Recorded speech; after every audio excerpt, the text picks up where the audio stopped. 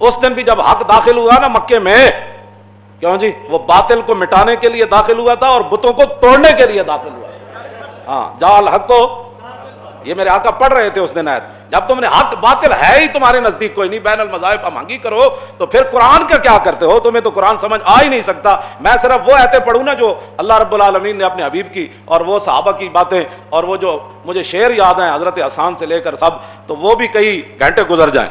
روحی الفداء لمن اخلاق شہدت بانہ خیر مولود من البشر۔ حضرت عبداللہ بن رواحہ کو جو حضور خود بار بار کہتے تھے، فرمایا عبداللہ وہ شعر پڑھو بھائی، شعر پڑھو، حضور ان کو بہت پسند فرماتے تھے۔ اور جب جنگ موتا کے اندر اس نعت خان کی باری آئی تو گھوڑے سے نیچے آ کر کہنے لگا مرنا نہیں ہے، مر تو ایک دن جانا ہے، آج بہتر ہے آج مر۔ اور میرے آقا و مولا مسجد نبوی شریف میں تشریف فرما تھے اور جنگ موتا کا منظر صحابہ کو بیان فرما رہے تھے، اور زید بن حارثہ تو اس لیے جلدی سپہ سالار شہید ہو گئے تھے کہ وہ لاکھوں کی فوج کے بہت دور تک اندر چلے گئے تھے۔